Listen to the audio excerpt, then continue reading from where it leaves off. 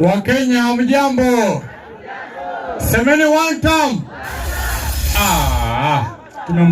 Tumpatie nafasi mingi sana. Semeni half time. Half time. Hatuwezi kubali mjinga, muuaji atuongoze kwa miaka mingine mbili. Hapana bana. Semeni half time. Kwa majina naitwa Prince Baha. Nasimama kiti cha MP pale Kilifi North, ambayo sasa hivi imeshikiliwa na mjinga mwingine ndonga uweni baya.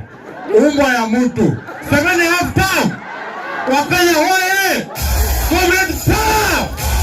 Sasa basi, nataka kusema kitu kimoja ama vitu mbili Kitu cha kwanza, comrade mko hapa?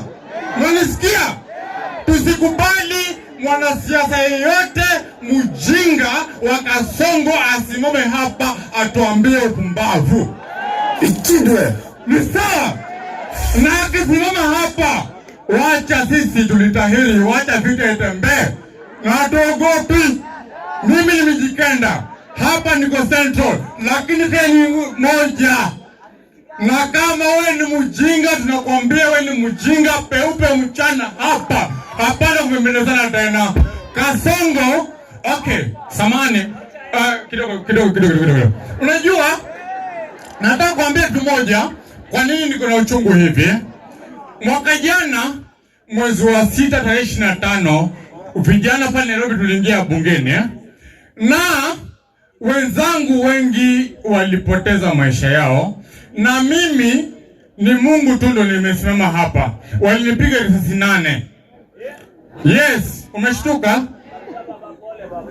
Naweza kutolea nguo mimi, don't give a fuck about anything Naweza toangua hapa muone. Walinipiga risasi 8, lakini kwa sababu ya Mungu alisema sijamaliza kazi yangu hapa duniani.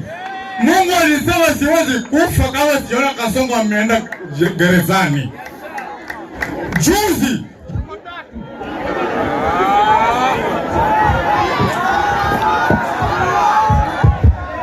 Tafadhali. Asante. Afadhali. Bado tuko kanisani, naomba. Bado tuko kwa kanisa.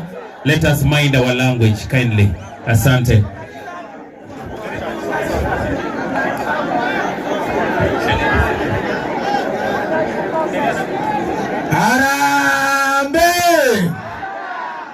Don't mind, yeah? I'm sorry. Kwa majina naitwa Gian Wahome.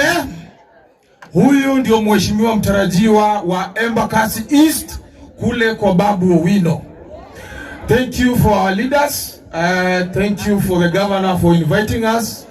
And my message, Senator Nyotu and other leaders, kindly, if you will allow me. There is a scheme by this government to profile the young people, and especially the young people of the mountain. Kindly, leaders, in the position that you occupy, and I'm glad Justice Muturi is here because your son was part of it. Kindly do not allow the sons of the mountain to be profiled by this particular government. As we sit today, the good lawyer Ndegwa is in court, and Wakili Senior Counsel Kalonzo. You are aware of the individuals that were arrested in Ruiru. Kindly follow up on those cases because those are just charges that have been fabricated by this government. Kindly, the young people of this nation, tafadhali, our unity is our strength. Na mimi watu wangu wa Embakasi, Babu Owino anaenda kukuwa governor wa Nairobi, na mimi ndio niko sasa pale nyuma ya Babu Owino. Vijana mpo! Harambee! Kwa majina naitwa Njeri Kahiga kutoka Nyandarua County, nasimama kiti ya mama county Nyandarua, na nataka kuambia wazazi wetu na vijana, na kwa sababu hii serikali ya Kasongo imetuzoea, tunataka kuambia kama mbaya, wakileta noma tunaleta noma. Na sisi kama wana member wa DCP tunaambia Kasongo kutishikia vijana wetu haitazuia ukue one time. Harambee! Bwana asifiwe. tugeithanie yoguo mwathani agocwa kiugo kia Ngai kirauga kuri thina na gikeno ritwa ria Ngai no ririkaga atia. Nie njĩtagwo Maseno Ngari nyumite kuria Kiambu tutigicemanagia kuria ku tuthie na mbere na gwetha ciana no ni uru muno ni muthenya ndina kiaha muno na before viongozi wetu mfike tumemlilia Mungu sana hapa. Asante sana Pastor Ben, na kabla tutoke hapa pastors and Bishop Ben, tuombe. Kuna roho katika nchi hii, spirit of Herod ya kunina marigithathi, a spirit of finishing our firstborns. Haya, Kiambu kuna kasichana kaliuawa, Bridget ndiye firstborn. Jana Jackson from Ruaka mwenye alipatikana, I think it was a mistaken identity. He's the firstborn. Boniface is the only son. Unajua kwa mitandao ni mimi nilisema kuna kijana alishutiwa kwetu Limuru akapelekwa Tigoni Seo. Simuliona? Gethi Vitali Kahekau.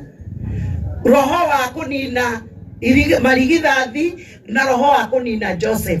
Joseph ni mundu uria ungeteithia mucie. Joseph ni mundu uria ungeteithia ruriri. Kabla tutoke hapa tutakomesha hiyo roho. Mimi ni shahidi. Simuliona tulikibishwa? Ni mwoni watu watengeririo Ruiru. President, ulisema watu washutiwe miguu. Turedhia nake. Utachaguliwa na nani? We rebuke the spirit of disability in this nation.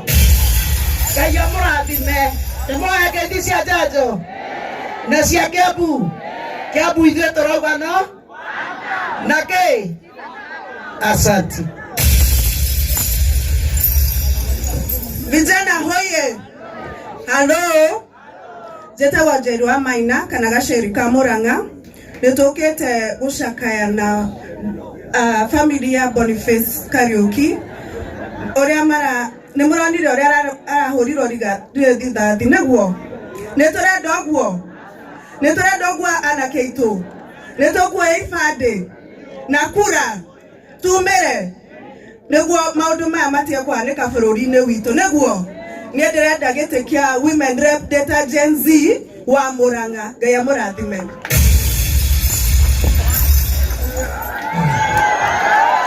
Mwega, Ngai nĩ mwega.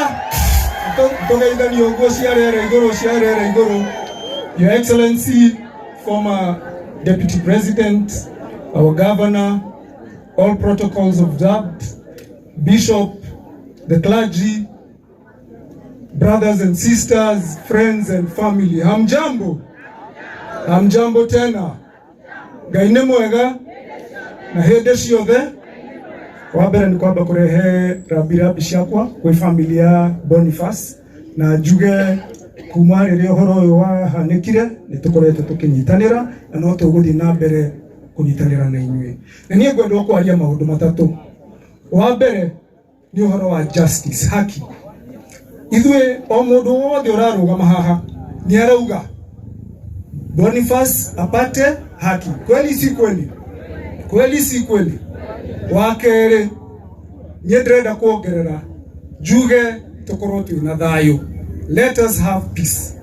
Ũtongoria rĩmwe no nginya ũkarora ũkona no nginya gũkorwo kwĩna thayũ. Tondũ thayũ nĩguo gũtũma tuthiĩ na mbere tũrĩ ta andũ a Kangema, a Murang'a na Kenya. Na niĩ ndĩrarũgama haha ndĩ ta acting member of parliament tondũ sinĩamna hiyo jetereire 2027 mugathura nduĩke mũmbunge wanyu kana tiguo. Hau nĩ hega kana ti hega? Na nĩkĩo ndĩrathiũrũrũka gũkũ kaingĩ ngĩthikagĩrĩria kĩ ground ĩrauga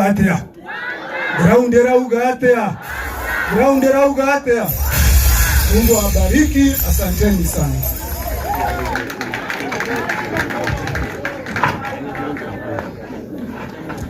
Mwana kerera oi oi mami mae hoi hoi hoi hoi mamine nyotie hoi hoi mwana wakwa nagotire mai deweruine mwana wakwa nagotire mai. Bwana asifiwe. Bwana asifiwe. Harambee! Harambee! Hadi asiende! Hadi asiende! Thank you muno. Jetagwo Pragia muthoni wa Moisraeli. Ero choke ndo agire Pragia. Mwera ndo agire Pragia. Thank you muno. Na ni ndiracaria wera wa women rep Murang'a County na ngauga ritwa ria maitore heoke. Ritwa ria maitore heoke. Twihauka tutire hau. Thank you muno. Nigenete na njuge ni ndarehera birabi ciakwa na ni ndenda kuga atiri only one thing. Nituthikite ciana nyingi na thakame ya ciana citu ni irarire tiri-ini na ndenda kuga uhoro uyu ukinye mwisho na ndenda kuga atiriri president witu ni matondu ni arauga tuhurwo maguru ri tukamucagura atia tugathia atia ashindwe asishindwe ashindwe asishindwe. Thank you so much na Ngai amurathime. Thank you. Asante. No wega ndimumenyithie ni mona tungatiri ni megukite haha ni tondu wa ruga iria turahuthira. Koguo aria mekwaria muririkane turi o kanitha-ini. Nataka niseme kwamba wachungaji wamekuja hapa na hasa kwa sababu ya mzungumzaji mmoja kutoka kule pwani ambaye ametumia lugha ya matusi. Tuwakumbushe kwamba bado tuko katika madhabahu, tutumie lugha inayokubalika madhabahuni. Tafadhali wale ambao watakuja. Nenda kuulia kuli mundu raruga giti gia seneta Murang'a kana kundu kungi. Nenda mukira ritwa-ini ria Jesu. Kuli mundu rahuranira giti gia gavana Murang'a kana kaunti o ingi.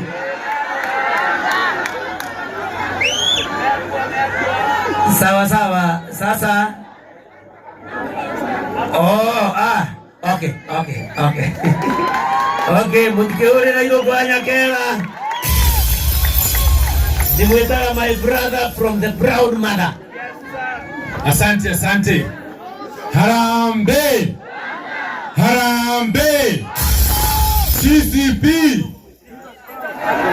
DCP. Asante sana. Kwa majina ni Irungu Nyakera na mimi ndio patron kule DCP Nairobi, na siku ya leo tumekuja pamoja na watu wengi sana wa Nairobi kwa sababu ya huyu kijana wetu ambaye uliwa kule hivyo Nairobi. Na mimi tunaguzia maneno tatu. Ya kwanza ni constitutional right ya kila Mkenya kuandamana. Hiyo ni article 37 ya constitution. Kwa hivyo hakuna mtu yeyote anaweza kuwa Mkenya kwa sababu ya kuandamana. Ya pili, hatutauziwa uoga. Tutauziwa uoga? Hatutauziwa uoga. Totikoderio guoya. Agekorwo hege tubiki ya kuandamana leke Mukenya wothe etikirio. Na mwisho ni ihinda riria riroka ria 2027 nirio ria kweheria thirikari ino, na nikio turauga atia, na nikio turauga one term, na niguo tuhote kumieheria no nginya andu aitu tuoye kura. Ndetiguo reke tuoye kura, na muno reke tuoye kura kuria Nairobi. Aria marutaga wira Nairobi reke tuoye kura kuria Nairobi. Ndetiguo ndaitu nie ndigukiria hau, nie ndirarugama gavana kuria Nairobi kamwe Kanairo, na muthenya wa Wednesday nidetirwo ni deputy president, former deputy president Rigathi wa Gachagua, na aranduma ngeithi ciake. Ni muguciamukira? Na aracoka aranduma na marua make gucakaira na family no marua macio ni undu wa protocol ningunengera former deputy president Kalonzo Musyoka niguo tuthomere. Ngai wa muoyo athi na mbere na kumwenda na kumuragira. Asanteni sana. Asante sana.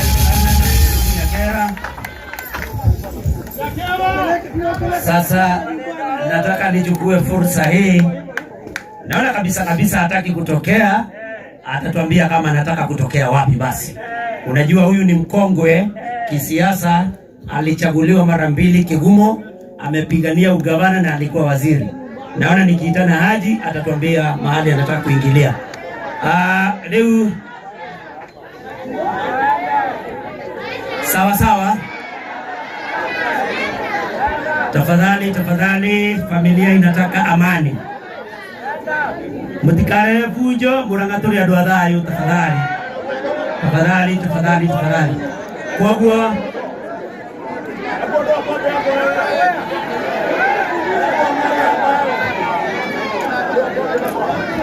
sawa.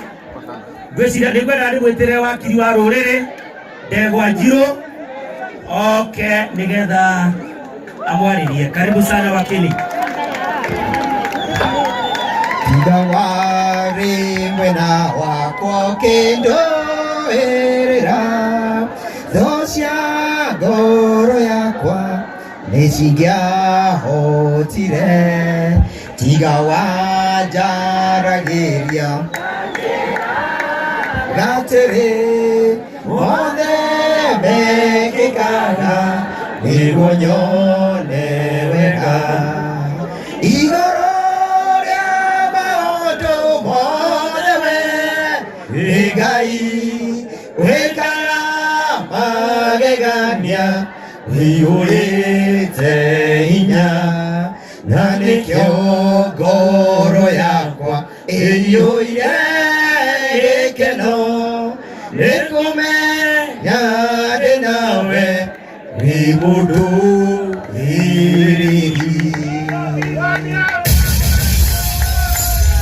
All protocols observed. Permit me to address na Gikuyu na Kithungu tondu ndina message ya Kasongo. Njukite guku kureta lambirambi ciakwa na cia Kenya aria angi matego guku muthenya wa umuthi ni undu wa gikuo giki. Tureuria atiriri, utatuua mpaka siku gani? Na mimi nikiangalia Kasongo vizuri Bishop, na utaniwia radhi, kuna hadithi Yesu alipata mtu mmoja ametokwa na wazimu, akatoa hizo wazimu akaziweka kwa nguruwe. Mnakumbuka? Mimi naona kama hiyo wazimu imetolewa kwa nguruwe ikapelekwa kwa nani? Mimi ninaona kama hiyo wazimu sasa imetolewa kwa zile nguruwe ikapelekwa kwa Kasongo. Na Bishop huyu mtu mtafanya kumuombea. Ukisikia yale mambo anayozungumza, utajiuliza ni kiongozi mgani anayetaka watoto wadogo wauawe holela. Na wakati umefika sisi vijana, wakati umefika wa kila Mkenya, tushikane mkono, tuungane pamoja ili tuwache haya mauaji ya kiholela. Ya mwisho. Harambee! There is no amount of intimidation that will make us silent. There is no amount of harassment that will make us keep quiet. There is no amount of killing that will make us stop speaking the truth. There is no amount of shooting of our legs that will make us go silent. We are going to say enough is. Vile amesema jana, hata sisi tutasema hivyo kwamba enough is. We are not going to allow a president who seems not to be in control of his mind, a man who seems to have gone south, to continue killing our generation. As I sum up, mimi nimepewa jukumu, na hiyo jukumu lazima tutaitekeleza. Huyu Kasongo kama ashiki watoto kiholela, if he's not abducting us, he is killing us. If he's not killing us, he is accusing us of being terrorists. we are going to say we are going to restore our nation. We are going to restore our nation. We are going to restore our nation. Harambee! Asante sana. Asante wakili, former MPs. I don't know what I'm going to do to manage this. Kama hakuna former MPs. Munyaka, mheshimiwa Munyaka, karibu. Harambee! Mimi natoka Ukambani, naitwa Mheshimiwa Victor Munyaka. Nimeambatana na His Excellency Stephen Kalonzo Musyoka ambaye ni party leader wangu kusema pole sana. Ile kitu ningetaka kusema ni kidogo tu. Huyu Ruto ameamrisha polisi wapige risasi kwa miguu. Na mimi nataka nikumbushe Ruto, huyu kijana anaitwa Rex Masai, yule alikuwa wa kwanza, ni wa kwangu village. Na ile bullet alipigwa mguu na kakufa. Nimesoma kwa magazeti, wengine wengi wamepigwa kwa miguu na wakakufa. So, President Ruto is giving another order to kill Kenyans. I want to remind Kenyans, tulikuwa na President Moi ambaye alikuwa president for 24 years mpaka akawa dictator. Lakini hakuna siku alishika uhai wa mtoto kama huyu. Alikuwa dictator lakini alipenda watoto. Mimi nauliza His Excellency Kalonzo Musyoka pamoja na Eugene Wamalwa, pamoja na Matiang'i, pamoja na Natembeya, Justin Muturi, Martha Karua, muendelee na Rikiji Gachagua, pamoja na Wamtata. Mushikane kabisa kama nguluu. Kwa sababu hiyo kushikana ndio tutamleka huyu Kasongo asubuhi na mapema nyumbani. Asante sana, Mungu awabariki. Asante sana Mheshimiwa Munyaka. Sasa wacha nichukue fursa hii nimwite Jamlin Kamau, former minister wa Metropolitan, akuja wazungumzie. Karibu Jamu. Asante sana Nyuto. Harambee! Harambee! Wana wako pale Juma tusalimia namna hiyo kabisa. Wana wako pale hii namna hii kabisa. Very good. Na hapa hivi kabisa. Huko nyuma nyama kabisa, na wale wako kule. Bishop Ben kabisa. Asante sana. Senetaji tawo Jamlin Kamau. Ndio gudukanoria no urenda gitkia gavana na kiama kia DCP. Is only one person witagwa Jamuka Mau. Ama namna gani? Kabisa. Jithikiria inyambe ndehera birabi ciakwa. Na tugorere andu itu nigetha tuthikanirie wega tondu ni wega kuhe respect muthuri uyu komete haha Boni. Lehe risara za birabi zangu kwa familia. Nindokire guku riria maundu mahanikire na tugikara thi na family na tukihota gutindika haria tungiahotire gutindika. No muthenya umuthi ndoka kuga ona tukirehaga risara za birabi hii si kifo for nothing. Tigeku ya tuhu kana tigeku ya kawaida. Tigeku yake uyu ni mundu komete haha athitwo bigathi ni thigari cia Ruto. And you must allow me today to speak my mind. Muthigari uria warathire mundu uyu ri andikitwo wira no amuheire orders cia guthie kuraga mundu ucio. How can you differentiate muthigari ucio no uria waheania order? Ni kendo yake leke inde mwone andu aitu thina uria utunyitire thiini wa the entire country ni tondu wa atongoria atuthuraga. Wakati wakikuja hapa mbele wanamuongelesha mzuri sana, lakini wakitoka hapa wanampangia jama. That is a problem. Wanakuja wanapanga huku kwetu tupigwe na mawe, vijana wetu wauawe, biashara zetu zichomwe, lakini wakienda mbele ya microphone wanasema wale wanafanya hivyo ni nyinyi Kikuyu.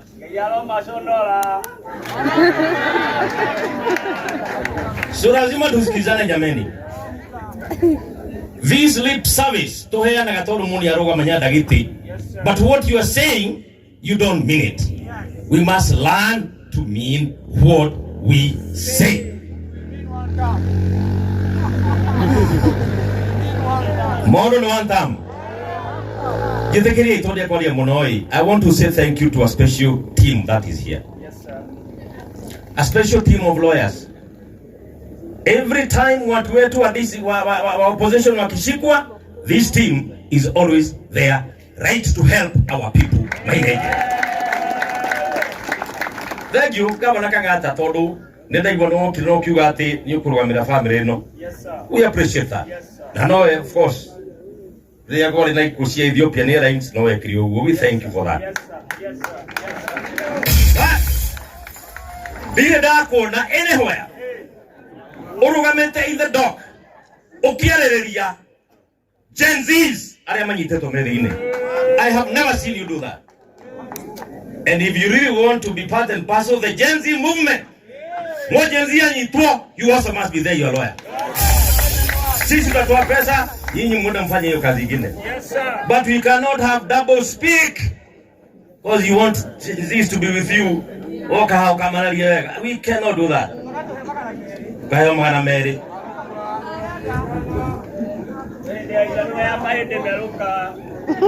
Rewa doi tole. Kudekiana kamurka mwisho. Kaudu kamwisho.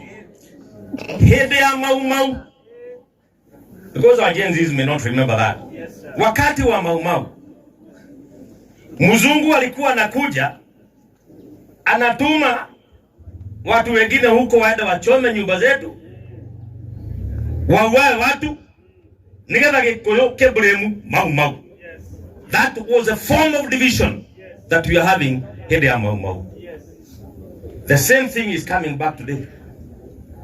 Toshinroido sito Toragiro siana gutweka ndo yutura ko go na ne maheni ni gatuganio itine to amiona leo itine onekana dogo na kuria tere andu aitu gona kuria tere andu aitu hiti irugamite haha ri no mitume evi ekaragire mwana waku hiti no mitume karagire mburi ivene kwamba korea. We have to be extremely careful andu aitu. Lekendeki wa mwisho vyo tono magande ametibega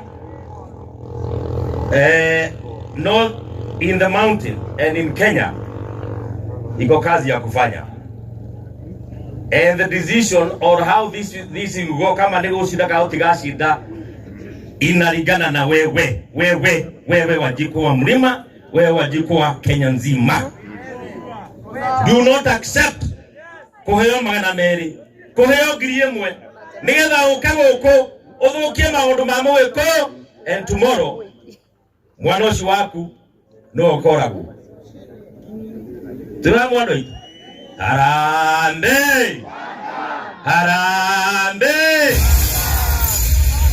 ni nenda kutangatha. Mimi ninakuja, ninataka kuwa gavana wenu ndani ya kaunti ya Murang'a na chama ya DCP. Na toro diko bagete ondo diko to mete ado majugiririe. Ndio amenya kura mbago next time tutapatana wapi? Si unajua hii ni njaba.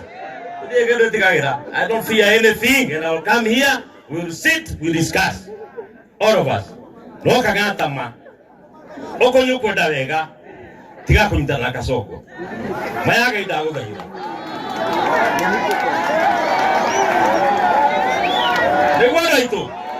Atia kunyitana modoleko onake indo mwire kanga togioka ha umuthi na ndukahitukio umuthi uga no ima wakacongo ona no gutigirira na ujugo thi na mbere. Yes, but as long as you are there, I will fight you from chini to juu legally. Ndio murata kwa sasa ndio igwa na gwa itu mama iko namna hiyo. Tire kwa kivya kera ruene mo. Kama uko na kasongo uko na kazo. Eo ne nyoka ne kwa ito. Na tuanzi ndwe. Tora ga nyoka na ke. Nyoka na matu. Nyoka na matu be mao. Niguo twigatweke. Asanteni sana. God bless you. Reke muthuri ahuruke uhoro. Thank you very much. Sawa kabisa kabisa. Pole sana. Ndikwagite gugwita ati to ndikuiritwa. Ndukujirita ari okurugamira my brother. So pole sana for that. Riu kwenda gwita abunge aria mari guku na kwambiriria na mubunge mwenere itura riria Boni ekirwo ngero ino mheshimiwa Mwago Starehe constituency. Karibu sana.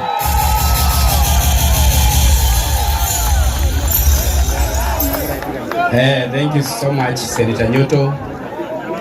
Our distinguished principals, led by His Excellency Kalonzo Musyoka, Bishop Ben wa JCM, and members of the clergy, the family of Boniface Kariuki, na waombolezaji wenzangu. Bwana Yesu asifiwe. Bwana Yesu asifiwe tena.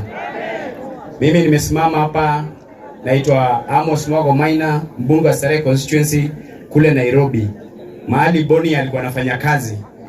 And I think Senator utanikubalia niongee kwa sababu inaniguza sana, because my mother was a hawker. Nimelelewa kwa streets of Nairobi.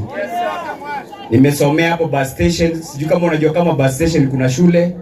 Nimelelewa kwa hizo streets. Nimezaliwa pale Gikomba na jamaa wangu namuona hapa Jefa. So this is a story enye ni contrast. Kwa sababu wakati Kibaki aliingia ndo alikomboa maisha ya wazazi wetu, akawatoa kwa streets, akawa empower, tukaweza kusoma, tukajua kizungu, na ndio maana tumefika hapa. Watoto wa hoka tunakuwa wabunge. Kwa hivyo ukiona maisha ya hoka usidharau. Hawkers can produce leaders. Watu wengi sana wenye kwa Kenya hasa wa mlima, the successful businessmen, wote walianzia hawking. Hata Bishop Ben anapatiananga hadithi venye alikuwa na OCD, akapigwa kofi siku moja na majeshi sijui pale hiyo hadithi. Pia yeye alikuwa hoka. Saizi yeye ndo anabadilisha maisha watu. So it is so sad and it is so hard to eulogize a young person. More so a guy whose potential will never be able to realize pali ingefika. Mimi nimesoma story ya Boni na nikasikia huzuni sana.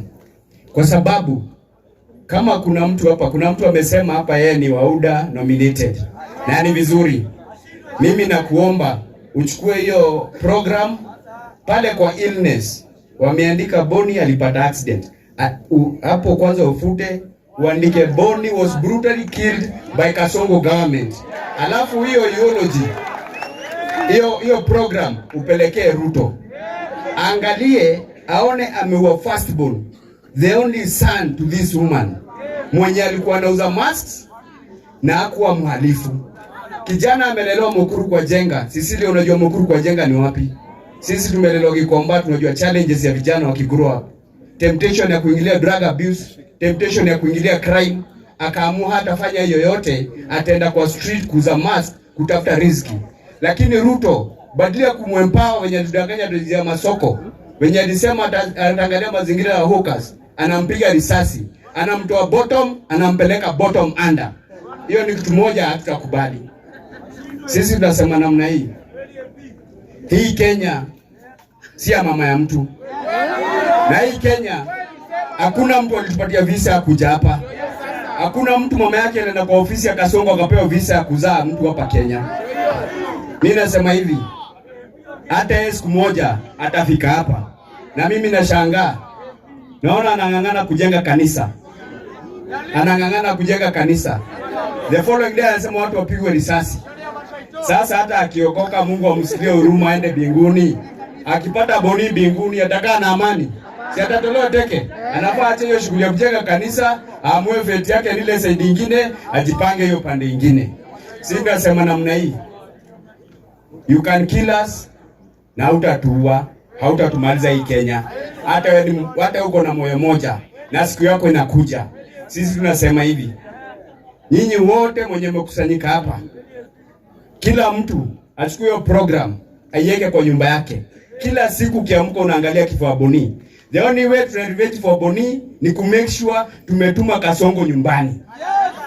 Kila siku hii uchungu wenye iko na familia yake, to stand with this family, we have to make the right decision and send this guy home.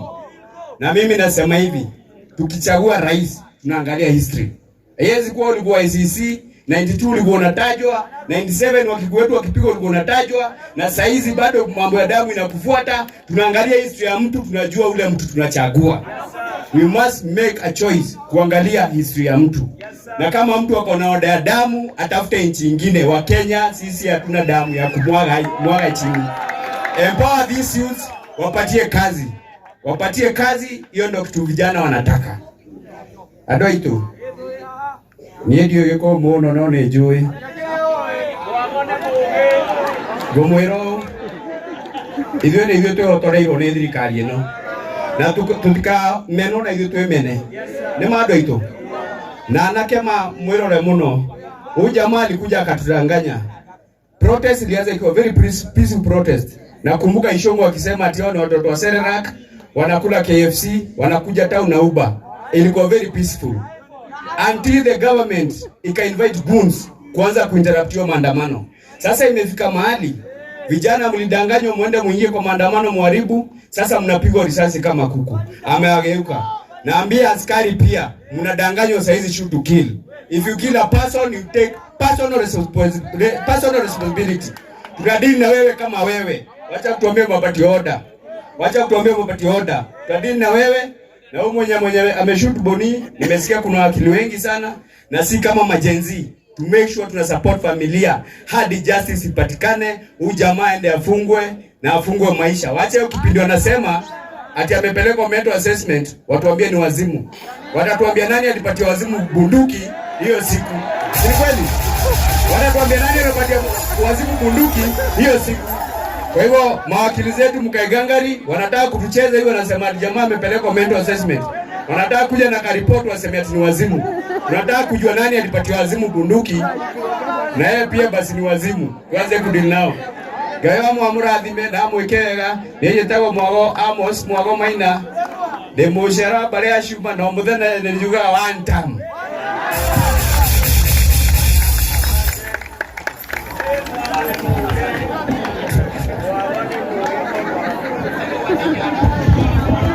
Asante Mheshimiwa Mwago, huyo nimempatia muda kwa sababu yeye ndiye mbunge wa kule Starehe. Tafadhali wabunge wengine watakuwa kuja, msichukue muda sana kama Mheshimiwa Mwago. Naomba uone Hokazi, makofi kwa Hokazi. Hoka ni binadamu na anaweza kumzaa MP, Member of Parliament kama Mheshimiwa Mwago. Nataka nichukue fursa hii sasa nimuite Mheshimiwa Jane Kihara, mbunge wa Naivasha. Mama yetu Jane Kihara.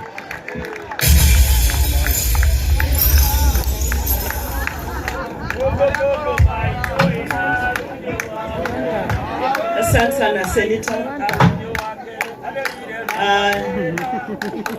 Baba ya Mwangi na mama yake na sisters wale wamebaki, the clergy wakiongozwa na Bishop, Your Excellency and all leadership, Bwana asifiwe. Gaine mwega na idesio there. Yes, mimi naitwa Jane Kihara kutoka Naivasha in the Rift Valley. Nilikuja kuomboleza na jamii ya Bwana Jona na familia yote, na niongee mawili machache juu ya hii kifo ya huyu mtoto. This government has killed very many children, lakini ya Mwangi vile tuliona na ikatudhuru Kenya mzima. I was very close to Ruto. Ama ni muite president kwa sababu yeye ndiye nilichagua. Lakini Anything that Ruto promised, ameenda na kinyume. Ameenda kinyume ya kila kitu aliahidi. Your Excellency, the youth of this country hate you. They hate you. Ulizunguka Kenya hii ukiwaambia bottom up. Kazi ni kazi. What you are doing now, unawachimbia kaburi. Unawachimbia kaburi. Tumeona unajaribu sana. Unajaribu kukasirika sana. Ruto, listen to yourself. When you are telling the police to shoot the youth kwa miguu. Listen to yourself as the president of this country. Ukisema ashutiwe, apelekwe hospitali, akiendanga kotini. Look at a mad president.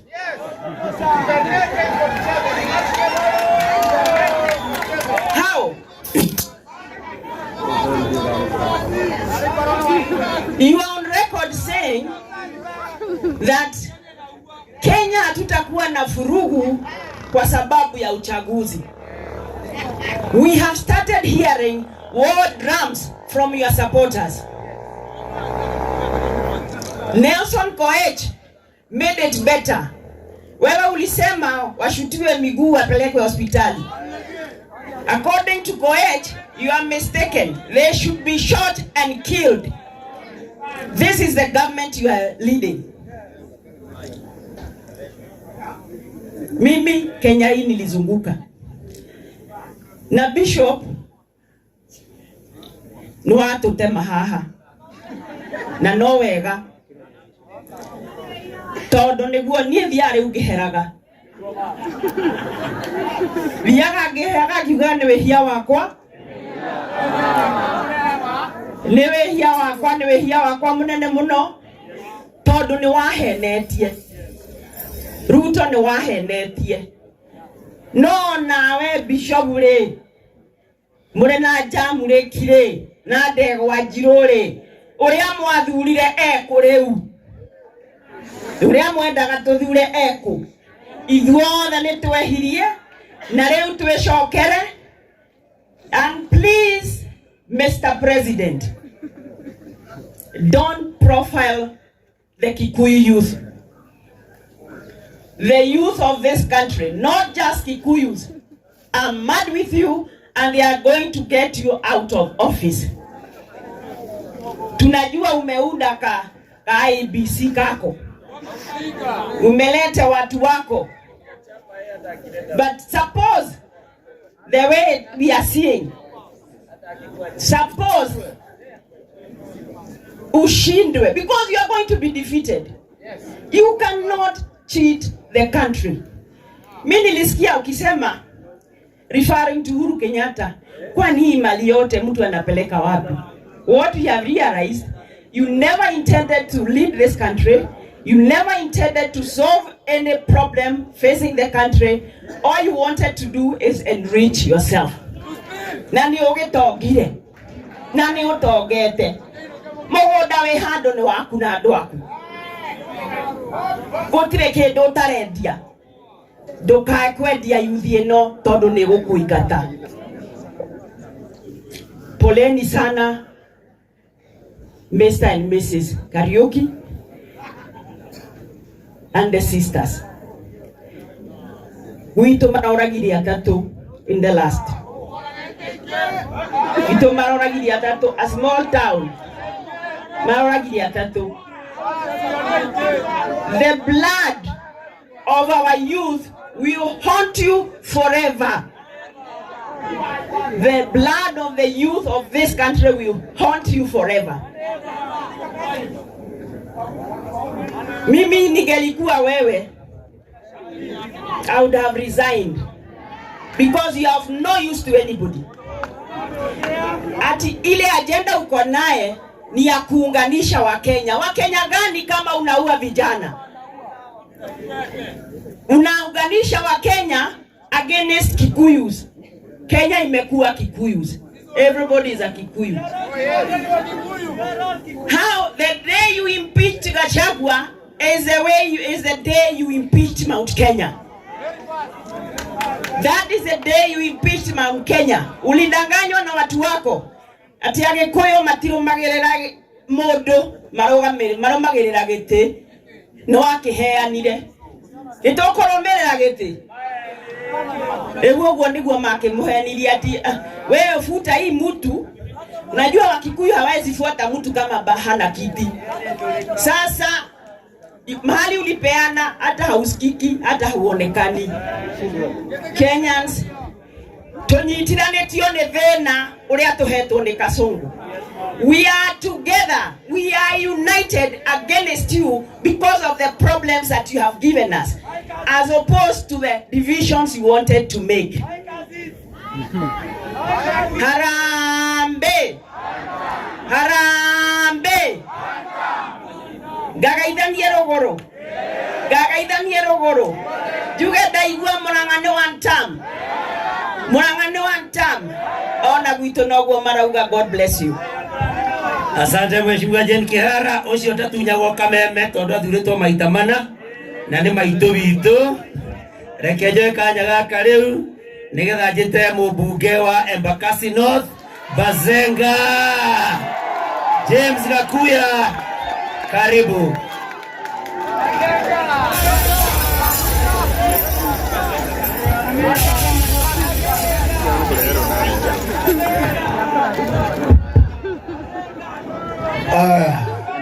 Baba Boniface na mamake Boniface, His Excellency Kalonzo Musyoka, CS Wamarwa, CS Justin Muturi, Governor wa Murang'a, Senators walioko hapa, wabunge wenzangu, MCAs na waumini wote, hamjambo? Hamjambo tena. Basi yangu ni kuleta rambirambi ya Boniface kutoka kule Embakasi North na pamoja na familia yangu. Na yangu tu ni kuongeza kwamba tumefika mahali hata kama tunataka kusema hawa walikosea. Nitaka kusema tuondoe hiyo misemo tena. Hakuna mahali tulikuwa njia iko sawa. Kwa sababu kama tungeishia kwa kitendawili, hata yeye angekuwa ameoa Ruto siku ya leo. Kama tayari ashaolewa, kama ile ilikuwa ni mpango tu ya ile ilikuwa zamani tukisema Pentagon. Si mnaielewa Pentagon wale walikuwako? Basi hiyo Pentagon ndio hiyo tunaona siku ya leo. Ile machozi tunao ni kwamba serikali ya raia ikifika mahali ipinduke, iwe ni serikali ya kukula raia na ni serikali ya kuchaguliwa na kura, basi hiyo ni serikali ishajifuta kazi. Na sisi tunamuuliza William na timu yake, kwa sababu mmeshindwa kutimiza wajibu wa kiapo. Na kiapo kwanza ni kuchunga katiba, kuchunga Wakenya na mali yao. Na hii umeshindwa kutimiza. Basi wewe tungekuuliza ujiondoe, kwa sababu basi kazi ya kulinda Kenya na Wakenya imekushinda. Kama wewe na waziri yako Murkomen, nyinyi mko mstari wa mbele kusema Wakenya wale ambao wanasema wasikizwe, na nyinyi mnasema wapigwe marisasi. Kwani nyinyi sio wazazi kwenu? Bona kwani nyinyi hamna watoto? Bona hamna uchungu wa watoto? Inakuwaje mnapata faida wakati mauaji ya watoto inazidi kiasi hii? Basi serikali kama hii, wewe tunakuuliza, ulipeleka askari kule Haiti, ati ukasema majangili kule. Kisha wewe leo hapa tunakuona Nairobi, kila mahali unatumia majangili ya kuharibu mabiashara ya Wakenya. Sisi tunakuambia ukome kabisa kuendelea sana kupiga watu marisasi, kuua watoto ambao hawana hatia. Wewe umepinduka sasa, unataka kutafuta chama ya kutumia mbinu za kutumia terrorism ili barabara zile hazina board, ili watoto waadhirike. Wewe unatafuta nini kwa watoto? Wewe unasema uko na plan. Kama uko na plan, patia watoto kazi. Kwani plan ilikuwa gani nyingine? Plan sio kila siku kusema tuambie Wakenya ati utawapeleka tu wale wako na skill na kwa export. Kula unawapeleka ni wanaume na wanawake walijenga taifa hizo. Wewe jenga Kenya, Wakenya wapate nafasi za ajira. Wacha kila siku kutubia wimbo wa kutuambia ati tupeleke watoto nje. Wewe tunakuambia William, kwa sababu sasa wewe pia unaogopa uchaguzi ujao. Na ndivyo unataka kuharibu Kenya kwenda sivyo ho. Tunakuambia kome. Wewe tunakuambia uchaguzi ni lazima mwaka wa 2027 na ni lazima tufuate utaratibu wa katiba na usiogope. Hapana ogopa. Kama Wakenya unajua umewatimizia, wacha kuogopa. Lakini tunakuambia na wewe na askari wako, timizeni wajibu wa kuchunga mali ya Wakenya. Wewe umepomoa manyumba ya Nairobi, Kenya mzima, Nairobi mzima, umepomoa manyumba ya mangorofa. Hawa Wakenya umepomolea, haukuwapa riadha hata shilingi 5. Wewe unataka kupeleka kabila moja hiyo maskini, kwani tulikosea nini? Wewe Kasungu, sisi kupanga laini kukupigia kura, hiyo ndio makosa yetu. Tunakuambia wewe, kama wewe leo ungeona hiyo kiti ya urais, kama si ujamii unaadhirisha kila kitu. Kila siku tunakuomba wewe Kasongo, kama una maneno na sisi na ulituonyesha ati asante ya punda ni mateke. Wewe siku mwaka ikisha moja, kijana tulikupea naitwa Rigiji, ukatupa yeye chini ya mbasi, ukapeleka mbio ili ukule matunda na watu wako. Tunakuambia siku zako zimekwisha na ni mene tekeri. Ni mene tekeri, fuga virago, enda Sigoi. Asante. Asante sana Mheshimiwa Bazenga. Sawa sawa. Nataka sasa nichukue fursa hii nimuite mwenzangu katika Senate ambaye ni rafiki wa majenzi, Senator wa Busia, Okia Okoiti Omtata.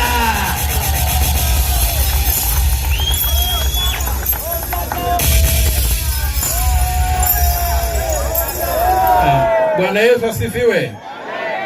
Salamu alaikum. Wazazi wa mwenda zake ndugu yetu Boniface na familia yake, baba askofu na kanisa, Your Excellency Stephen Musyoka, Honorable Wamalwa kijana,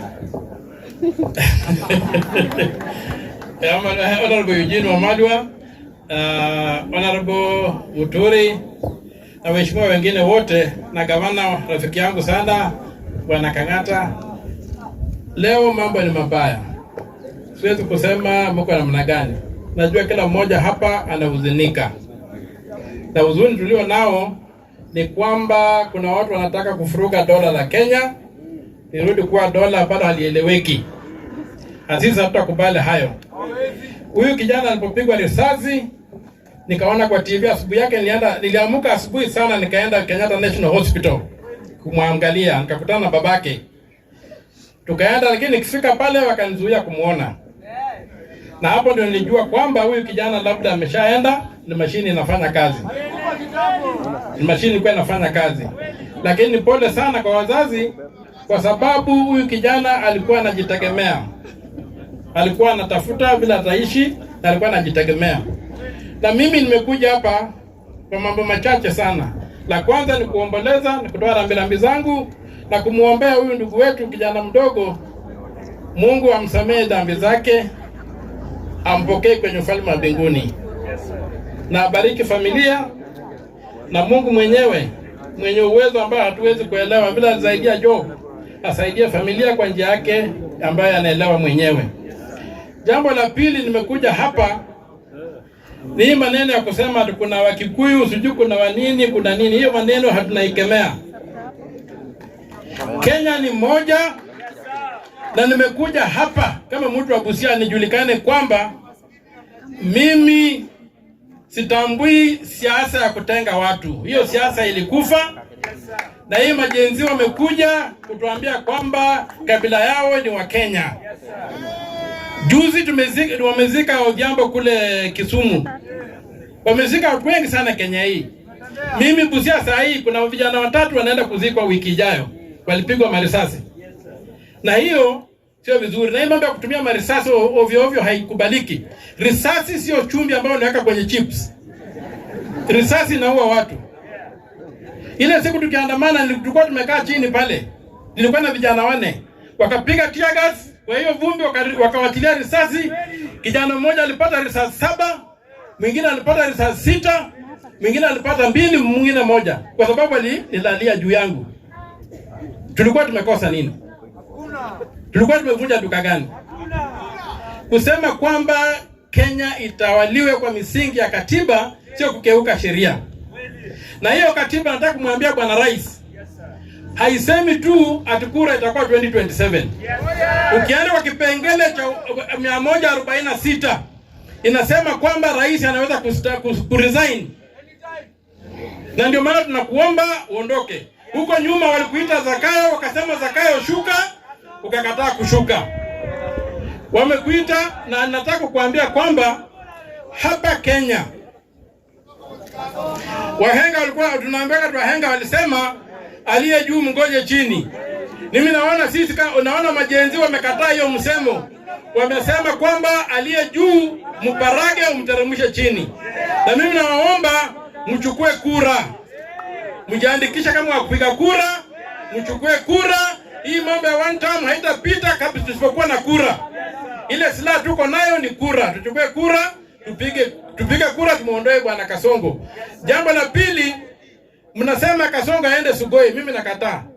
Kasongo aende Kamiti. Unasikia? Hatuwezi kutoa Kasongo alafu anaenda kwake, hapana. Kasongo ataenda Kamiti, apenda asipende. Huko nyuma alisema ataweza hata patiana mamlaka kwa watu ambao wanampinga. Labda nafikiria atakuwa ametoroka. Sisi tunaomba kwamba tuhakikishe kwamba Kasongo anaingia jela. Hiyo ndio itakuwa funzo kwa Kenya wote ya kwamba ukipewa mamlaka lazima utumikie wananchi. Na mwisho kabisa, mambo ya kupiga watu bunduki risasi, mambo ya kutumia bunduki vibaya, mimi naomba askari polisi mkatae huo mwito. Mkatae huo mwito, mhakikishe kwamba hii nchi wa Kenya wanakaa kwa usalama. Na mambo ya kutumia majangili kuuzia Wakenya uoga inataka iishe. Nasikia area hiyo wameuzia watu uoga mpaka watu wameogopa kufungua maduka. Hiyo haitakubalika. Wakenya ni watu wamoja kutoka popote nchi hii, na Mkenya ana haki ya kukaa mahali popote. Kama mimi nikisimama hapa, kuna kijiji hapa kinaitwa sijui Mkuria. Kuna dada wa babangu ameoleka hapo na amezaa vijana na ni Wakenya. Sasa utawaita watu gani? So mambo ya kusema ni kuna Wakikuyu hapa na wanini, hapana. Hakuna Mkikuyu ambaye ametoka kusema kwamba hii Kenya ni ya Wakikuyu. Vijana wametoka nje kusema kwamba Kenya ni yetu sote na itawaliwe kama nchi moja. Na mimi naungana na wale wote ambao wanamkemea Kasongo kusema kwamba wewe haustahili kuendelea kutawala jamhuri hii, na tuko mamlakani, watu wachia amani. Na kama unataka mpaka 2027 lazima utii katiba. Lazima utawale kwa msingi ya katiba. Kama sivyo mambo itakushinda. Harambee! Harambee! Harambee! Na nataka pia kuambia kwamba tukipiga kura ya kuimpeach Rigiji kule bunge, kulikuwa na pesa mingi sana inapatiana watu kupiga kura. Alafu mimi nilisimama na Rigiji nikasema kwamba kwa hiyo vipengele 11 yote nilipiga no. Kwa sababu tulitumia sheria mbaya kuimpeach Rigiji. Katiba inasema kipengele cha 150 kinasema kwamba sheria ambayo inatumika kuimpeach president itabadilishwa ndio itumike kwa deputy president. Hatukubadilisha hiyo sheria. Tulimpeach Rigiji ni kama yeye ni president. Na ikiona mashtaka yote ilikuwa kama kulikuwa na mashtaka yote, ilikuwa mashtaka kupeleka kwenye polisi mtu ashtakiwe. Kwa sababu gani tuna impeach president? Ni kwamba president hawezi akapelekwa mahakamani. Ndio maana tunamimpeach kupitia kwa ile sheria yenye iko. Lakini kama mnataka kuimpeach vice president, lazima muandike sheria ambayo itaimpeach vice president. Na kufika sasa hatuna hiyo sheria, na kwa sababu ya hiyo nilisema kwamba mimi sitarusha jiwe kupiga mtu ambaye hatapata haki. Na nilikataa. Na walikuwa wanapatiana pesa mingi, walikuwa wanapatiana shilingi milioni 10 kwa kila senator kupiga kura. Ndio ilikuwa ukweli wa mambo. Tusidanganyane. Na nyinyi wananchi mkae mkijua kwamba bunge limesha tapelewa. Hatuna bunge. Msimame mkijua mko kivyenu, kwa hivyo mchukue kura na msimame imara na mkumbuke vile askofu ametuambia hapa akihubiri. Askofu alisema rubbish in, rubbish out. Rubbish in, rubbish out. So mkipiga kura mhakikishe kwamba hamtaingiza rubbish. Harambee! Harambee! Mungu atubariki na atusamehe dhambi zetu. Yeni okio mtata okoiti mtata makofi. Arito turathio rotoreketie riu nigetha twaririo ni anene aitu. Ningwenda kuoya kanya gako nanie njira ithe na nyina wa Boni orita ringi poleni sana. Na ndimwire mutikaigue kuhatiririka, mutikorie Ngai witu ciuria. Ni amenya ni gwathio uguo ona korwo kurekirwo uguo ni kimaramari. Muhoe Ngai, no Ngai uria uthunduraga ithuki family yanyu no iguthunduka ona Boni ahurukite na njira yetari ya kihoto.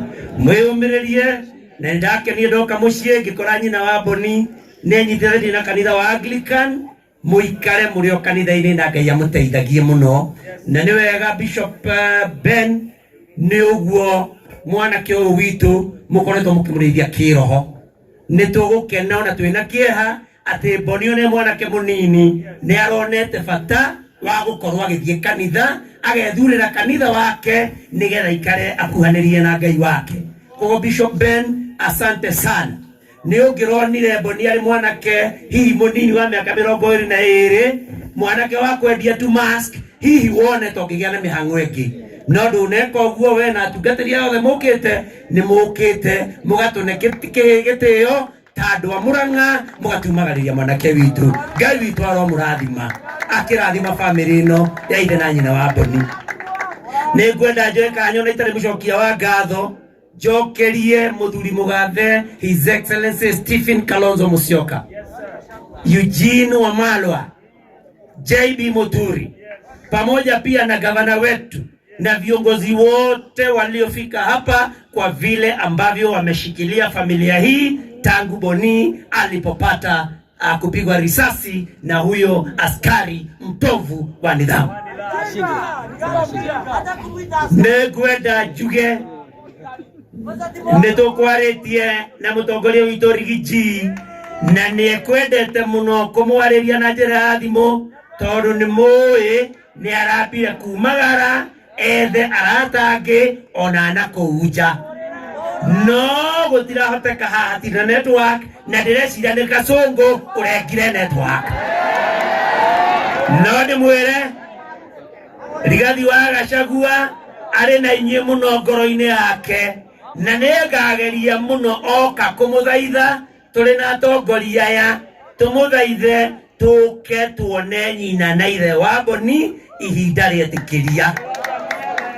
Na ndirio hau Bishop Ben ni ugire no wende twikire family no kaundu ni twari ku muthenya wa kiumia na tukigia na mecirio ta mau winamo riu dio ukienda twiki atia no twende tugie na ihinda twiharirie wega tugoka ungiona ri wega tugoka twike handu ha hihi haha mundu arute kiria guthietie muhuko tuke twiharirie wega ungiona ri wega Bishop tugie na muthenya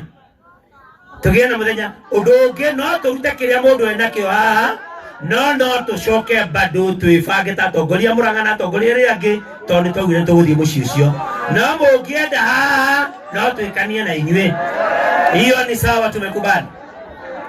Leo ithuĩ tutire haha ni sawa, ni twetikaniriria ithuĩ tutingiri haha umuthi tiga ni Kasongo na thirikari yake, tiga ni uria Ruto digagwo kaiciana icio kaitare ciake ciana icio ciake muciari utare ruo na mwana muciari urauga ciana ithie ikoragwo kae hihi ahana atia kae hihi obetu ahana atia ona twi kanitha-ini kae hihi we ari nyamu tondu gutire mundu ungikenio ni thakame muno ya andu anini gukira nyamu ne mundu wetwo no kari mheshimiwa neuga kaundu kega roho wa Herode wa kuraga twitu itu ageciria na meciria make makunderu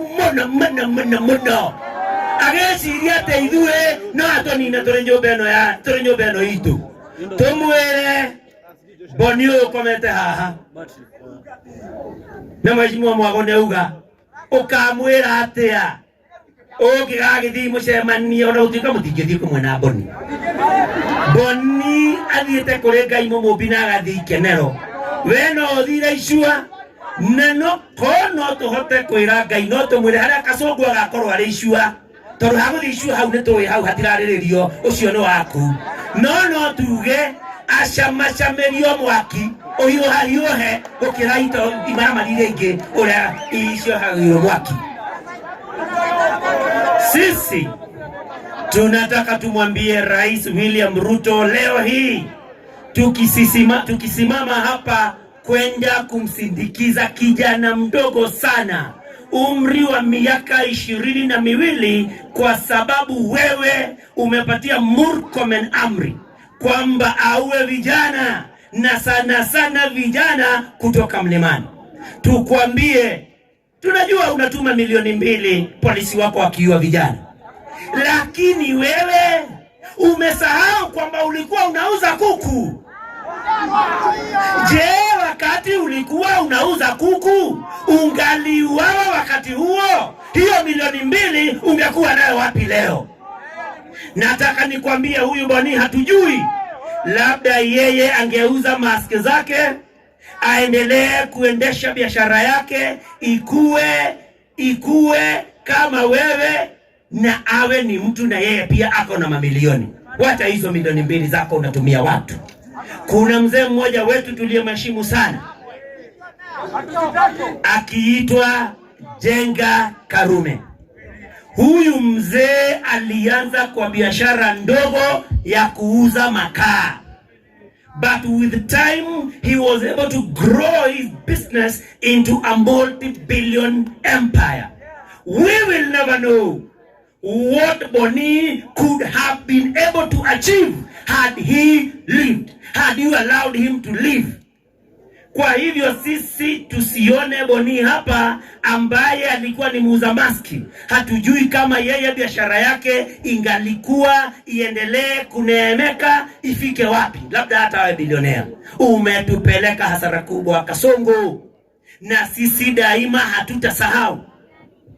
Kitu kingine tumwambie, ila nimurwanire iyo nimwamwanire akiareria ndu, nataka niseme tulihuzunika sana tulihuzunika sana. Rais wa Jamhuri ya Kenya hata kutuma pole, hata kuambia jamaa kuwapatia risala ya rambirambi. Yeye anachojali ni askari, yeye anachojali ni pesa. Tunasema tumehuzunika sana. Na mwisho tumwambie, kwa sababu naona Pastor Dan amekuja ili tuite viongozi, nimwambie kwa nini aliuliza kwa nini Kibaki hakuwa anaulizwa maswali.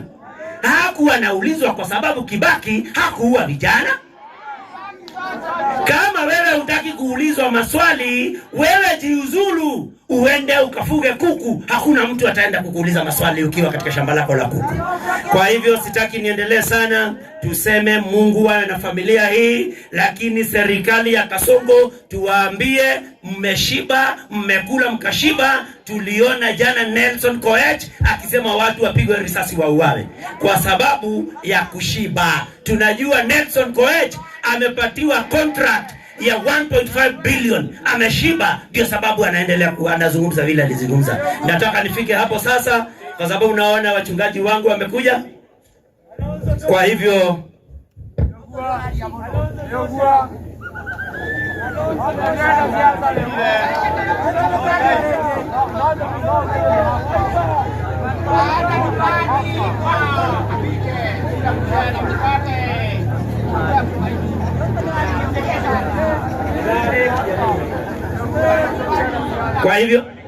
Nimeambiwa, tulikuwa tunazungumza hapa, nimeambiwa kwamba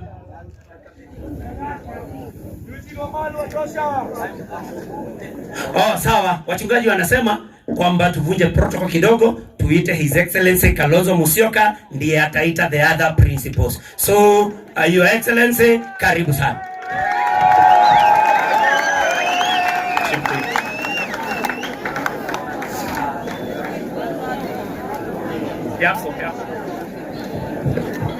Umechoka?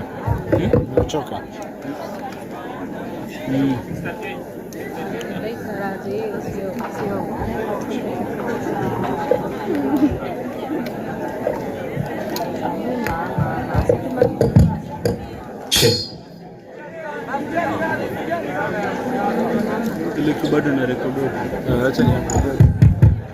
Bwana Yesu asifiwe. Muriega ndaitu. Mwaseo. Hi cousin. Jetago Steven Kalonzo Kariuki Musyoka.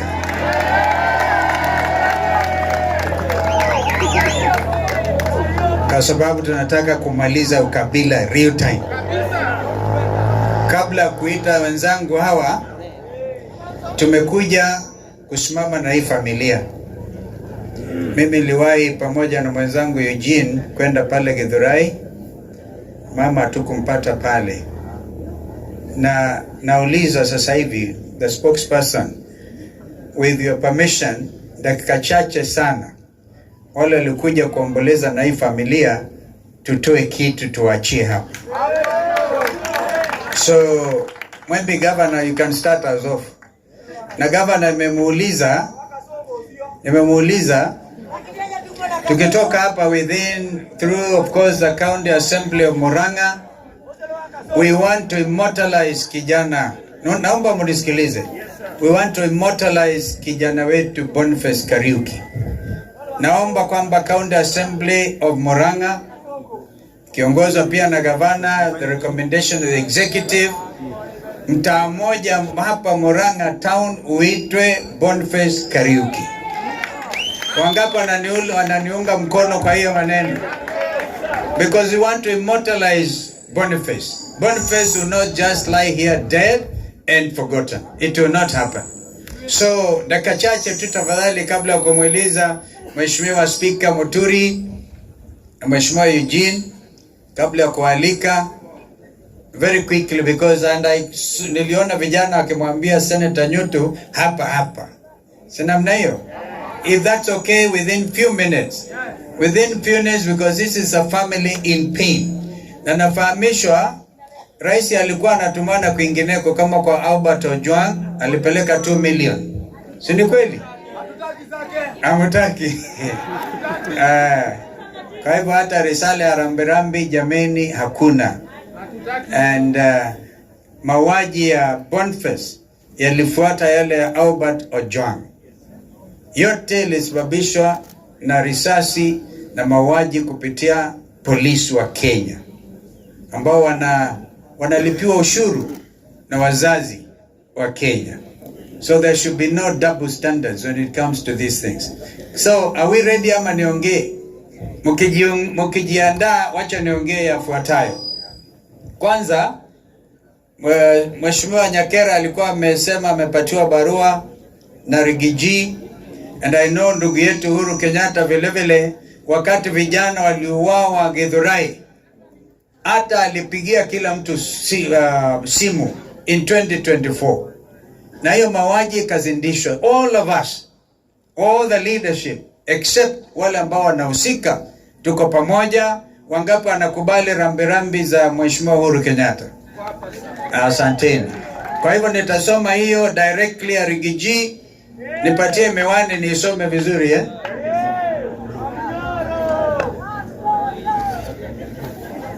Natangazia amefika Marekani salama salamin.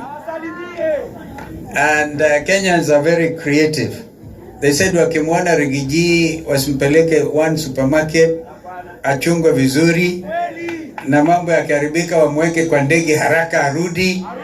Message of condolence from the DCP party leader, His Excellency Rigathi Gachagua, AGH, to the family of the late Boniface Kariuki.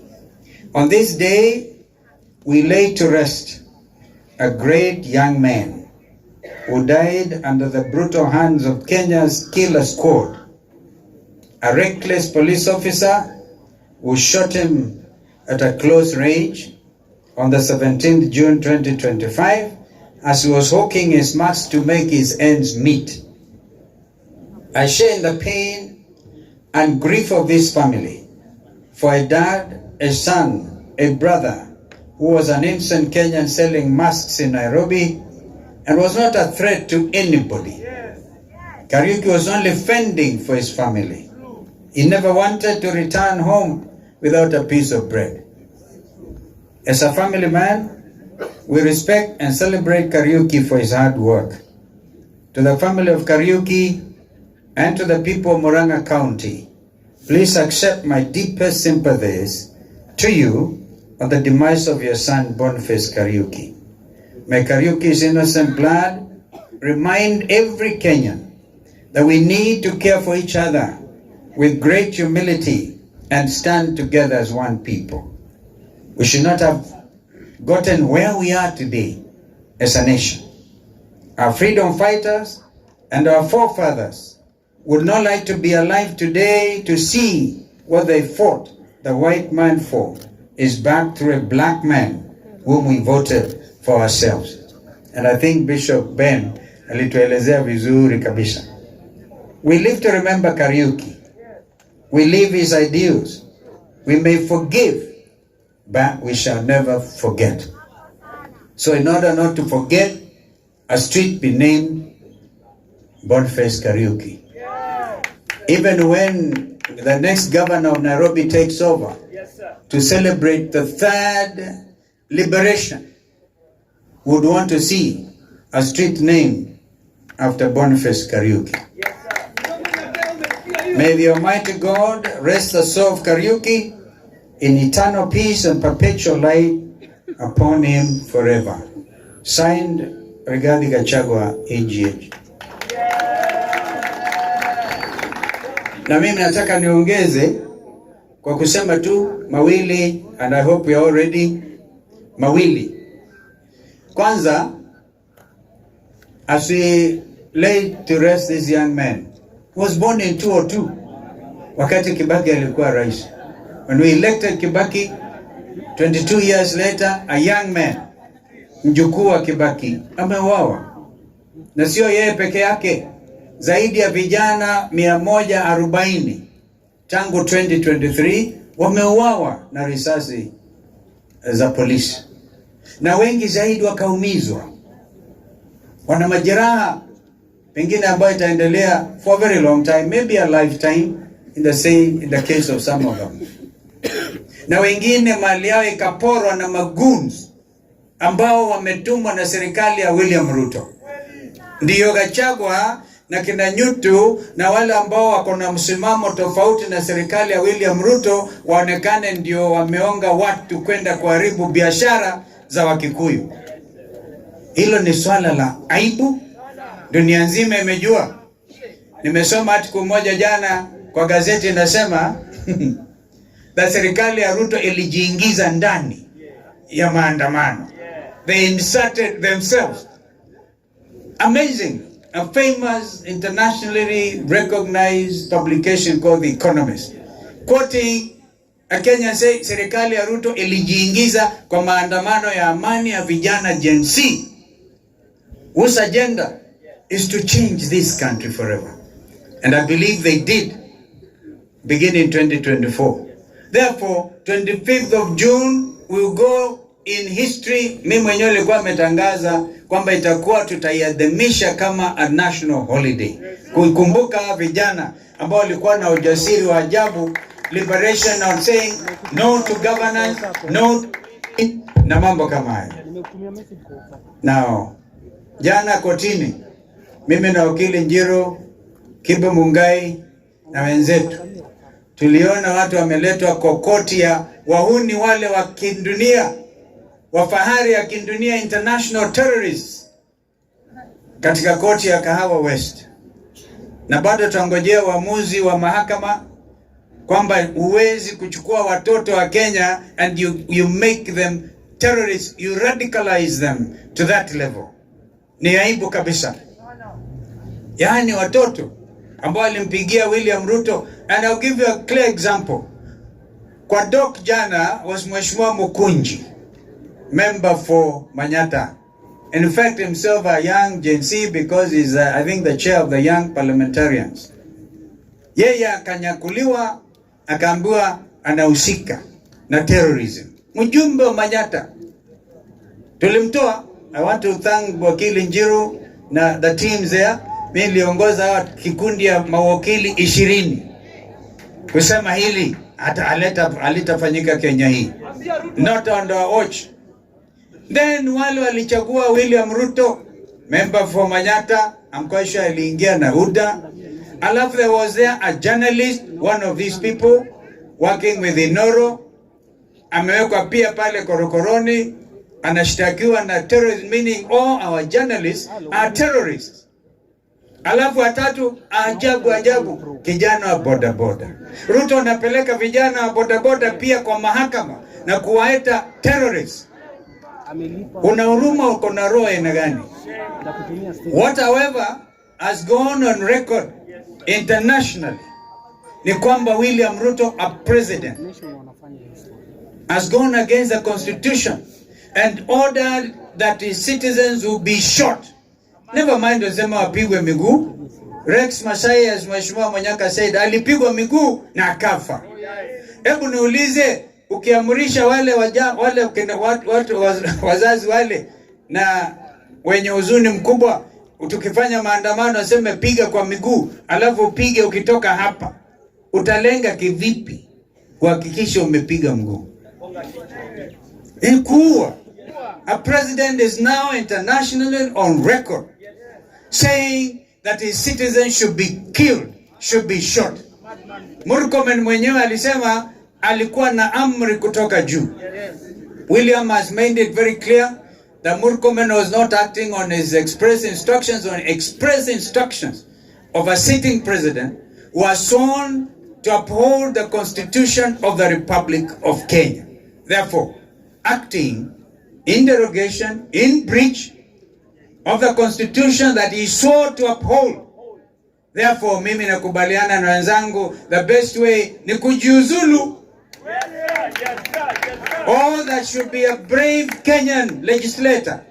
Ajitokeza sema the alternative, Mheshimiwa Okiya Mutata, is to bring a motion of impeachment. You may be surprised. Museme kwamba wengi wamenunuliwa. Nasikia mjumbe wenu hapa ni wanyo msijui. Yeah. Wale ambao wamenunuliwa ili kuokoa sura yao. Because imebakia miaka miwili watu wapige kura ili wajiokoe, wajinusurishe mbele ya wananchi wa Kenya. Utastaajabu, watampigia Ruto impeachment aende properly because Gachagua was improperly impeached. Kando na ile senator amesema on the procedure to impeach a deputy president. The law is very clear on how to impeach a president. So I want to see the 13th parliament ili mjiokoe na sura mbaya ambao vijana wetu wa Gen Z walikuja kuwapatia nakala fulani, petitioning you to hear what they were saying on taxation. Mukahama, vijana wakaingia, wengine wakauawa outside parliament. If you want to clean that image, because to me, the 13th parliament was impeached by the Kenyan people. That's true. But there are those, of course, who stayed there. Wapate hiyo habari. And we know them. So this is another opportunity. Kama William Ruto ataki kujiuzulu, anaweza akawa impeached. Kama atawanunua bado namna hiyo, there's a third option. The next election, tulisema usifadhaike. Usiwe na hasira. Kwa sababu rais akiamuka anakasirikia dunia nzima, huenda wa Kenya wote wanakasirikiana. Wewe relax. Ngojea uchaguzi wa 2027. Leo hii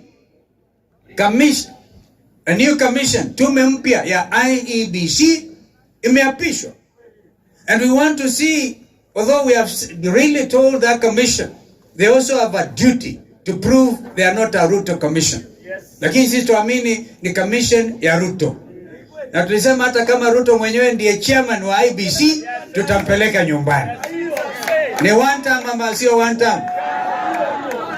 Angetushukuru sisi tunasema one term, wengine wanasema half term. Angetushukuru sana because nasema sisi tuko tayari kungojea mpaka 2027 uwe one term. Na sio mtu wa pekee, hata ulienda kusalimia President Biden wa Marekani, yeye alikuwa one term. Alikuja akatolewa na Trump. Si ni kweli? Kwa hivyo sio jambo la, lakini the important thing, do not allow continued execution of Kenyan people by the police. And as we speak, the military are even supposed to be on the streets. Kwanza hii waondolewe, askari jeshi wetu warudi kwa barracks zao, hata ingawaji siku hizi wananunua chakula yao. Wanajinunulia chakula. So we want to say with the IBC commission now in place, we want to see urgent recruitment of voters. We want to see a new voter register haraka iwezekanavyo, na vijana wa Gen Z with those who are armed with their IDs, they should now be able to take out expeditiously kura zao. Na mtasaajabu vile mtaenda nyumbani because hao vijana wamedetermine, hawana shida, lakini tafadhali don't have them again killed. One life lost is one too many. Vijana kama kijana kama. Kwa hivyo yangu nilikuwa hayo. Nataka sasa pengine Bishop Ben, ukinikubalia, are we ready? Are we ready with the contribution? Mimi nitawafungulia na shilingi 100,000. Yes sir, yes sir. 100,000. Okay, Mutata 30,000. Gavana Kang'ata 100,000. Hatutaki kuacha hii familia vile tuliwakuta. Kijana nipatie yangu iko hapo kwa gadget, kwa jacket, nisaidie.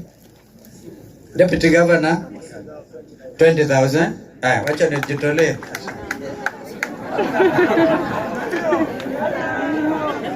Unajua vijana wanataka transparency.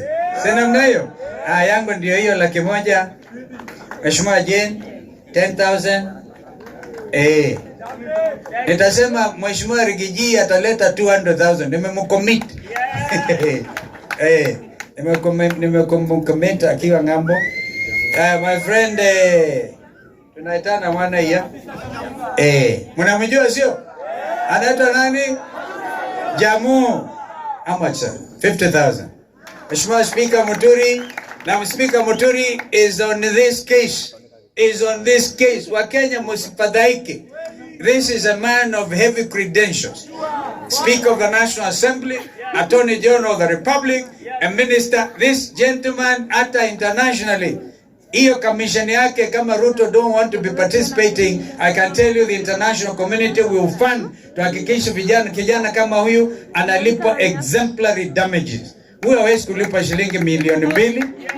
Huyu kijana lazima apate 20 million, not less than that. Ili familia na wale mtoto atakuja kuoa msichana, watoto wazaliwe vizuri, at least they'll be able to go to school. And if it is okay, Bishop, through the church, I want to give it to you now. Tafadhali anzisha Boniface Kariuki Trust. Ndio familia hii, you at least continue as members of your church, and I know the great work you have been doing in Ruiru. This is a bishop on the ground, and he knows he doesn't just preach the gospel, he also feeds the flock, literally. Mheshimiwa JB, 100,000 kwa JB Muturi. Thank you so much. Nyakera 10,000. Thank you. Mama Kiambu ngapi? Maitu 5,000. Thank you. Mheshimiwa, I think you're obviously the next MP for what I see. 20,000 Mheshimiwa, thank you. Mama County, young one, Even the Gen Zs are a big problem. Hey, sir, how much? 10,000. Senator Nyuto, and I want to thank Senator kwa kusimama na msimamo. Huyu ni njamba kabisa, I can tell you that. Mheshimiwa, we are very proud of you. 10,000 anakuja nyumbani. Thank you. Well done. I think we are through now. Now can I ask JB, Bishop, if you don't mind, JB to be followed by Wamalo. Tafadhalini. Asanteni sana.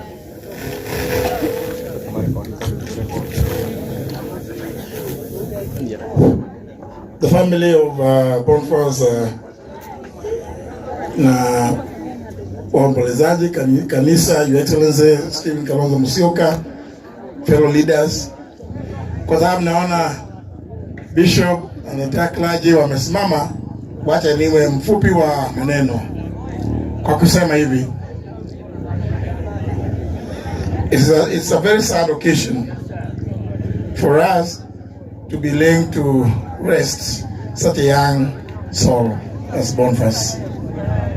Kweli ni kwamba ule ambaye watu wa Kenya walikuwa wanamtarajia kuwa ndiye atakuwa baba wa taifa, amekuwa ndiye adui namba moja wa taifa. Ile amri ambayo mmesikia viongozi wengi wamesema, ambayo rais ametoa juzi akiwa na hasira nyingi sana, ni amri ambayo ni kinyume cha sheria. Kama kweli tungekuwa na bunge, William Ruto anatakiwa kuwa nyumbani, na sio tu nyumbani. William Ruto anatakiwa kuwa pale Kamiti, kwa sababu yale amefanya tangu ingie kwa ofisi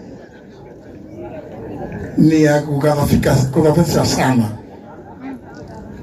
Indeed, it's a tragedy that we call President Ruto His Excellency.